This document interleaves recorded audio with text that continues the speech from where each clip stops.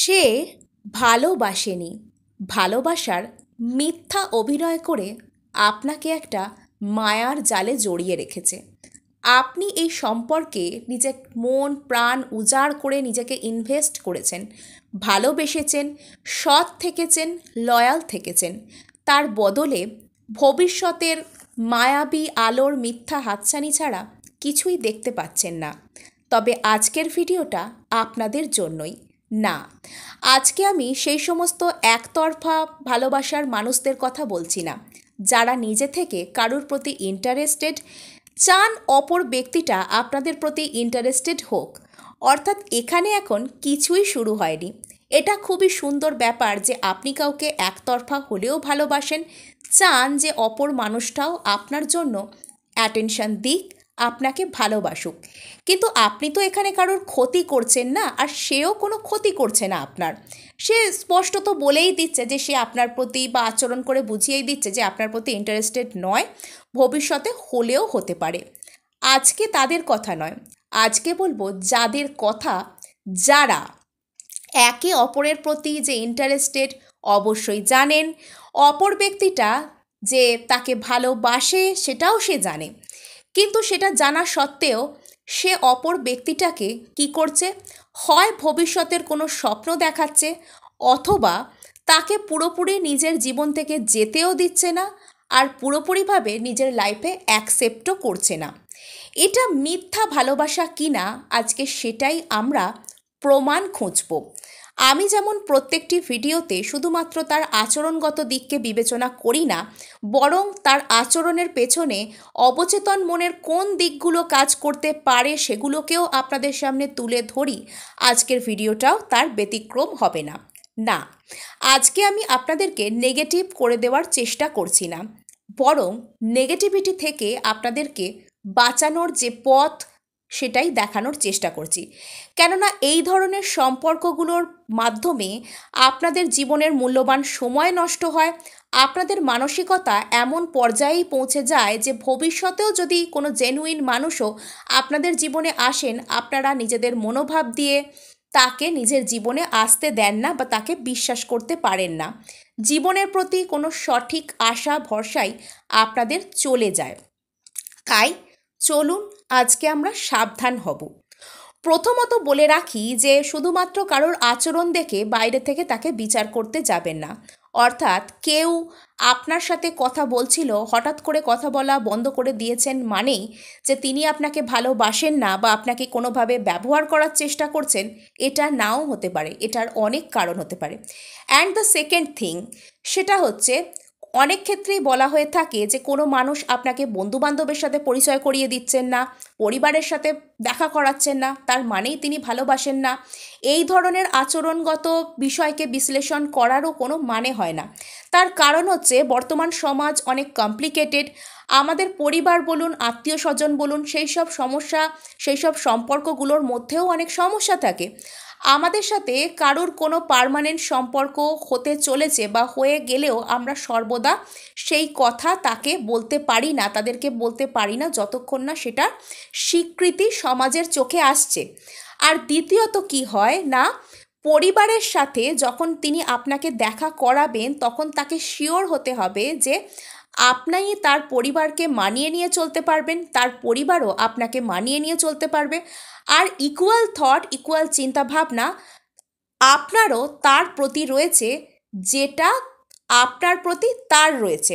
এই সব দিকগুলো ক্লিয়ার হলে তখনই মানুষ পরিবারের সামনে আপনাকে নিয়ে আসবে বা আপনাকে ইন্ট্রোডিউস করাবে।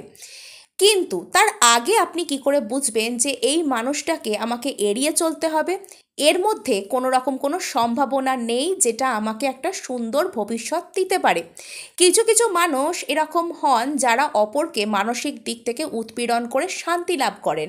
অনেকে এখনকার দিনে ডার্ক সাইকোলজি প্র্যাকটিস করছেন, অপরকে ইচ্ছাকৃতভাবে ঘোস্ট করছেন, আরও সব কত কি আজে বাজে সব জিনিসপত্র। তো এগুলোর হাত থেকে তো আমাদের বাঁচতে হবে নাকি? তাহলে চলুন প্রথমেই বলি যে 1 নম্বরে যদি আমি কোনো কিছুকে রাখতে চাই, তাহলে দেখবেন কখনো কখনো কোনো মানুষ কি হয়, আপনি ভবিষ্যতের জন্য কোনো পরিকল্পনা করছেন সেটাকে তিনি সমর্থন করেন না। সেটা যতই ভালো হোক, যতই সুন্দর হোক, সেটার প্রতি তিনি কোনো রকম কোনো ইন্টারেস্ট দেখাবেন না, বরং চাইবেন আপনি যেন সেটা না করতে চান। সাপোজ আপনি কোথাও কোনো জব ইন্টারভিউ দিতে যাচ্ছেন, বা কোনো একটা ভালো জব সেটা হয়ে গেলে আপনার জন্য ভালো হয়, বা আপনার কোনো হবিকে আপনি ফলো করে কোনো সুন্দর কিছু নিজের জীবনে ক্রিয়েট করতে যাচ্ছেন, সেই কথাটা যখন তার সাথে শেয়ার করবেন, দেখবেন সেই ব্যক্তি উৎসাহ দেওয়ার বদলে আপনাকে বারণ করছে, সেই বিষয়টার নানান রকম নেগেটিভ সাইডস আপনার সামনে তুলে ধরছে। নাম্বার 2, সেই ব্যক্তি আপনাকে কখনো নিজের জীবন থেকে যেতেও দেবে না, আবার পুরোপুরিভাবে নিজের জীবনে আপনাকে আসতেও দেবে না। অর্থাৎ আপনাকে ঘোস্ট করবে, আপনাকে পুশ অ্যান্ড পুল খেলবে আপনার সাথে এমনইভাবে, আপনাকে কিছুদিনের জন্য নিজের জীবন থেকে একদম দূরে সরিয়ে দেবে। তারপরে যখন আপনি তার প্রতি একটু একটু করে ইন্টারেস্ট লুজ করতে শুরু করেছেন বলে তার মনে হবে, তখন আবার আপনাকে নিজের জীবনে নিয়ে আসবে। এই রকম যারা করতে থাকে এদের থেকে সাবধান। এরা নার্সিসিস্ট এবং এরা ডার্ক ম্যানিপুলেশন ট্রিক আপনার উপর অ্যাপ্লাই করছে। নাম্বার 3তে যদি আমি কিছু বলি তাহলে বলবো যে দেখবেন কিছু কিছু মানুষ হয়, তারা সব ক্ষেত্রেই আপনার খুঁত ধরতে শুরু করবে। অর্থাৎ আপনার মধ্যে যেন কোনো কিছুই ভালো নয়, কিছুই আপনার মধ্যে ভালো নেই। এরকম আবার হয় যে একটা মানুষের মধ্যে কোনো কিছুই ভালো নয়। এবং নাম্বার 4, আপনাকে কি করা হবে, সব দিক থেকে ছোট এবং নিচু দেখানোর চেষ্টা করবে। তার সাথে সাথে যেটা তারা করবে সেটা হচ্ছে আপনার মনোবল সব দিক থেকে ভেঙে দেওয়ার চেষ্টা করবে। তাদের মনোমতন কোনো কাজ না হলেই আপনাকে এমনভাবে হার্ট করবে যেন আপনি এই পৃথিবীর মধ্যে সব থেকে খারাপ মানুষ। আর এরপরে যদি আমি কোনো কিছুকে আনি তাহলে আপনাদেরকে বলবো যে কোনো না কোনো প্রয়োজন না পড়লে আপনাদেরকে ফোন করবে না, কথা বলবে না। অর্থাৎ ইমোশনালি পুরোপুরিভাবে আনঅ্যাভেলেবল থাকবে। আপনি আপনার বাড়িতে কি করেন, আপনার লাইফ কীরকম, আপনার বাড়িতে কে কে আছে, আপনাদের ইনকাম কীরকমভাবে হয়, এইসব কোনো বিষয়ে তিনি কোনো রকম কোনো ইন্টারেস্ট শো করবেন না। কেননা আমরা যাকে যখন নিজের ফিউচারে রাখতে চাই তখন তার ফিউচার প্ল্যানিং কী, তার লাইফস্টাইল কী, সেটা আমরা জেনে নেওয়ার চেষ্টা করি। কিন্তু যখন কাউকে নিয়ে আমাদের কোনো রকম কোনো ভবিষ্যতের কোনো ইন্টারেস্ট থাকে না, যাকে নিয়ে আমরা ভবিষ্যৎ দেখি না, তার লাইফস্টাইল, তার ফ্যামিলি, সে ভবিষ্যৎ নিয়ে কী ভাবে, এটার সম্পর্কেও আমাদের কোনো রকম কোনো ইন্টারেস্ট থাকে না। এরপরে যদি আমি কিছু বলি তাহলে বলবো যে কোনো প্রয়োজন পড়লে তবেই আপনার কাছে আসে, এবং সেই প্রয়োজনটা মিটে গেলে যত তাড়াতাড়ি সম্ভব নিজেকে উইথড্র করে নেয়। আপনার সাথে 2-4 মিনিট কথাও বলে না যে আপনি কেমন আছেন বা আপনার আজকের দিনটা কেমন কেটেছে, এরকম কোনো রকম কোনো কথাবার্তা আপনি শুনতে পাবেন না। নেক্সট যদি আপনারা কিছুকে বলেন তাহলে তো বলাই যায় যে বারবার আপনাকে বিভিন্ন রকমভাবে ঘোস্ট করতে থাকবে। অনেক ক্ষেত্রে কি হয়, অনেক মানুষ ধরুন আপনার প্রতি ইন্টারেস্টেড, কিন্তু সে আপনার আর তার সম্পর্কটাকে ঠিক কী পরিণতি দেবে বা কিভাবে পরিণতি দেবে সেটা বুঝতে পারে না বলেও আপনার দিক থেকে নিজেকে উইথড্র করে নেয়। সে কিছুটা নিজেকে ভাবার সময় দেয়।